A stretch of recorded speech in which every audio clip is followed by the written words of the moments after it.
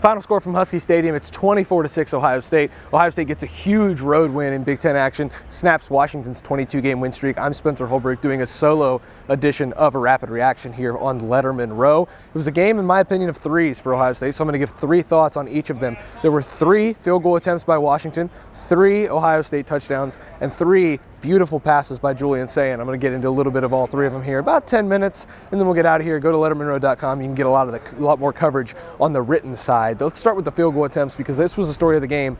Washington moved the ball relatively well at times on Ohio State, and in the red zone, inside the 10, Ohio State absolutely gutted up, found it within themselves to get stops. This red zone defense is impossible to try to figure out. They are so good at getting stops and forcing field goals. Washington, of course, kicks a field goal to take a 3-0 lead on Ohio State, and you think, okay, the Huskies have a little bit of the momentum. Well, then they get greedy. Jed Fish tries a fake field goal. Ohio State special teams stands up, just a horrendous throw, and the Buckeyes get the ball back. And then later in the game, the Huskies are down, looking to score. There's a sack. They have to settle for a field goal to make it 14-6, and they cut it to a 1-score game.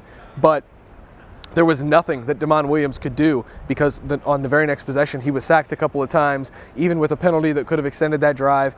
The Huskies had nothing that they could do with it. Caden Curry had a sack. Caden McDonald had a sack. Kenyatta Jackson was a force. It was a tour de force from this Ohio State defense, and I think it's almost time to start using the H word with this Ohio State defense. It's hard to say because there's just 4 games in, and there's 12 still to play if Ohio State wants to accomplish its ultimate goals. But there's a word that can describe what they're doing through 4 games, and that's historic. They gave up a touchdown to Texas in the opener, and that was late in the game when they almost shut the Longhorns out. They gave up a touchdown to Ohio on really a fluke play to start the second half against the Bobcats that made it at a 13-9 game. And they haven't given up another touchdown this season.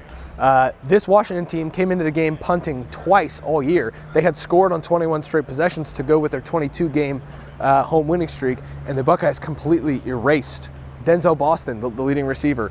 Jonah Coleman got loose a couple of times, but he really couldn't do a lot because they were always playing catch-up against the Buckeyes. And Damon Williams, who's known as just this dynamic dual threat, was really hemmed into the pocket, could not really escape the clutches of this Ohio State defensive line of what Caden Curry called no-name defensive linemen who are becoming very quickly household names.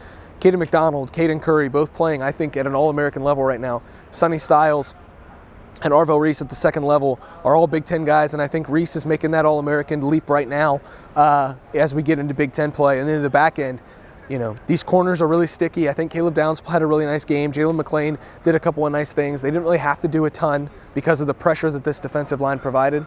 I will say that I think that there is something to this that the Washington offensive line I think is a little of a have-not right now. They're a little banged up there, and I didn't like that matchup coming in for the Huskies. I definitely didn't like it mid-game when Ohio State was just dominating in the trenches.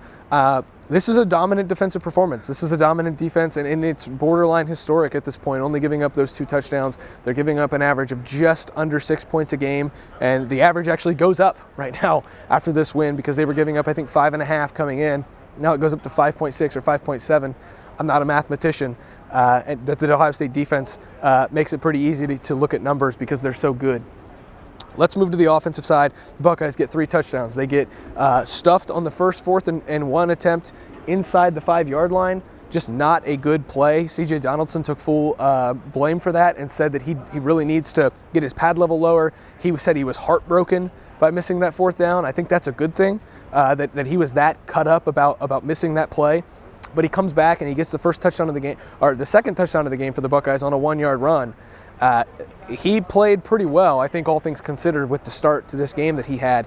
He also had the game-sealing touchdown that made it 24-6 on 4th and 1, another 4th and goal. Ohio State gets a little bit more creative in that sense and has a naked bootleg with Julian Sayin, and he throws it out into the flat to C.J. Donaldson, who runs it in for a touchdown. The first touchdown of the game from Ohio State was just a beautiful decision by Brian Hartline and Ryan Day, who knew exactly who Ryan Walters is. They've seen him at Purdue. They know that he's a heavy man and a heavy blitz guy. Walters decides on 3rd and 11 in the red zone when Ohio State was struggling in the red zone to bring full pressure, a 7-man pressure, and just leave 4 guys to cover Jeremiah Smith does almost a pseudo slip screen. They send C.J. Donaldson out into the play as a blocker, and Jeremiah Smith runs in 18 yards for a touchdown. It was just a perfect play call against what the Washington defense was trying to do. So full credit to Ryan Day and Brian Hartline on that one, because I thought it was as well executed as it could have possibly been. Look, I don't think the offense started perfectly. I obviously with the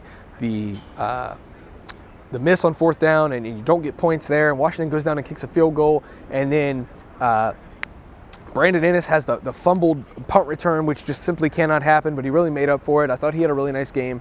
I think he had 3 or 4 catches for 30 yards or so, and kind of made up for it. Really did a nice job of getting upfield on some screens that he had.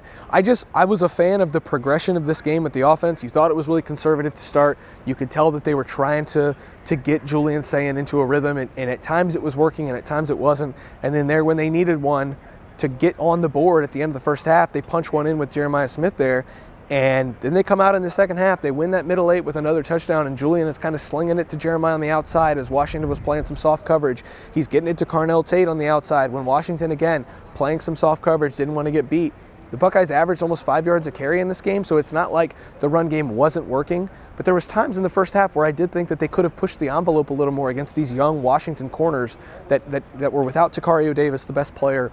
It just seemed a little perplexing at the beginning. But then you see the result, and maybe you think, okay, the process was pretty good if you're going to end at that result.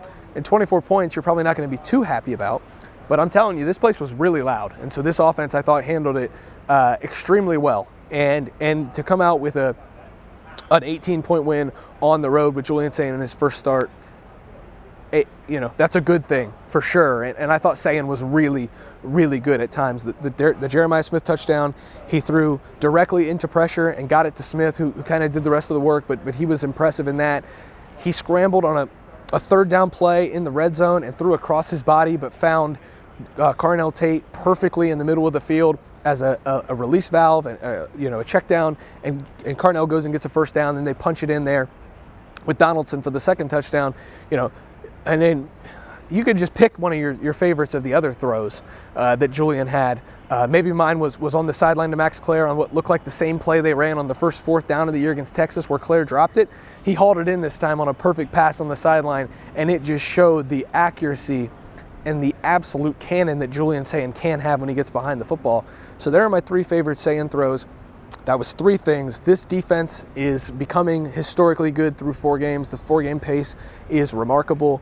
The offense scored 3 touchdowns, and it didn't look like it was going to be easy at all, and it really wasn't, but they made it work in the second half. And then obviously Julian Sayin's 3 throws that I thought were just unbelievable for a first start on the road. A couple other notes.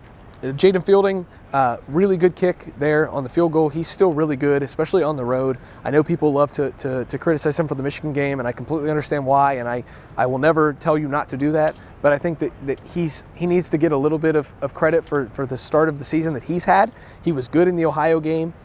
He was good in this game, and I think he's going to continue on an upward trajectory. He's worked hard to get there. Again, the Ennis turnover, you can't have that. You can't turn the ball over in a hostile environment on the road early in the game. And then, Bo Jackson, we can't get out of here without talking about him. He was electric. I think he's the clear RB1 moving forward. He's going to get a lot of run, a lot of playing time, and you're going to learn a lot more about number 25. He's going to be a special player, and I think that Ohio State's going to be lucky to have him for 3 years. So, final score, Ohio State 24, Washington 6. Dominant effort by the Ohio State defense, and a good enough effort by the Ohio State offense until they figured some things out. This has been a rapid reaction for Lettermen Row. I'm going to get out of here, go write some things in the press box, and get it up on lettermenrow.com. Go there right now, $1 for your first 7 days. We'll see you guys over there at lettermenrow.com. Thanks for allowing me to be out here. Appreciate you guys and all the support that we get at Lettermen Row for allowing us to come out, cover this game in Seattle at Husky Stadium. Final from Husky Stadium. It's Ohio State 24, Washington 6. We'll see you guys back in Columbus.